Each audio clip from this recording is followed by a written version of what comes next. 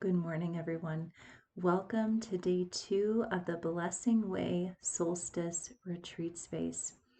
Today, we're talking about rhythms, creating and building in sacred rhythms that align themselves with the energy of winter. So, we're transitioning from our rhythms of fall and we're moving toward a womb-like space. We're moving into a gestational period. So that means that we have to shift how we move in our day-to-day lives. We're being invited into a more contemplative, kind of more introspective space. So we get to choose how we walk through the season of winter. Now, in the modern world, if we look out into the world, there's a lot of consumerism this time of year, lots of to-do lists to check off, family to visit, plans to make, etc., etc., etc. But if we look into the natural world, we actually see something quite different. There's an opportunity to slow down and become more aware of what's actually bubbling under the surface. As the ground appears to lay fallow, there's so much happening under the surface, underneath the ground. Everything's bubbling up. There's something growing. There's something waiting to be birthed. We're waiting for the emergence, for the return. And so this is a preparation period, but also a period to really reflect and to tune in and connect on a deeper level and connect with the natural world around us. So that's what we're going to do today. Our focus is on rhythms. So we're really going to keep things simple and we're going to allow ourselves to slowly make this transition. So we're not going to overwhelm ourselves.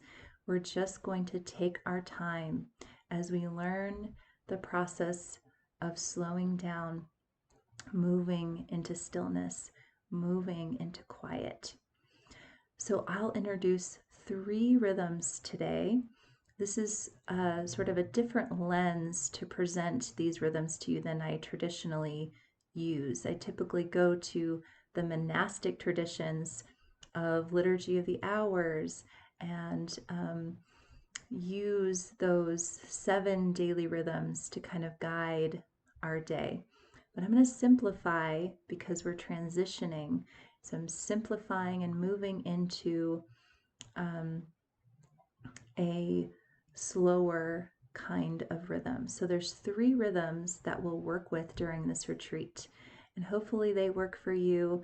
Again, these practices that we'll be engaging with throughout this time period together, you can customize what practices you would like to align with what rhythm.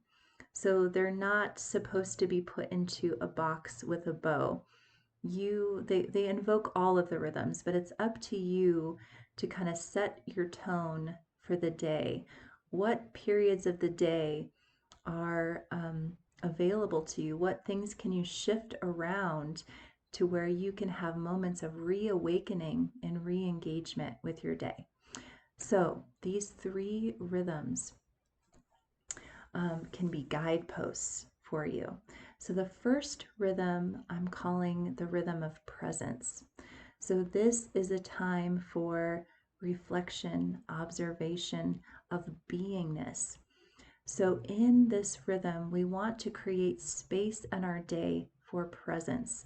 Now, ultimately, it would be wonderful if we could be present every moment of every day.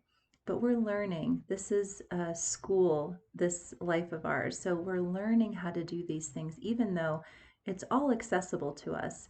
But we're learning how to reach it and touch it and engage with it and embody it. So the rhythm of presence. What can you come home to and be with, reflect on? What are you noticing? What sensations in your body? What feelings arise? What connection points can you observe in yourself and in the world around you. So I'll give you ideas of how you can do this, but it's so simple. Just making time in this retreat space for presence each and every day. So the second rhythm that we will be moving into is the practice of engagement. So this is a more active rhythm, right? So this is for active prayer, pouring your compassion and your love into the world. So taking the energy that you cultivated from the practice and rhythm of presence and allowing it to flow out into your day to touch your family, your friends, the earth, etc. So we're learning the practice of presence, building in the rhythm of presence, building in the rhythm of engagement. And finally, the third rhythm we'll build into our retreat space is the rhythm of awe and wonder. So this is a rhythm where we can connect to the energy of the extraordinary.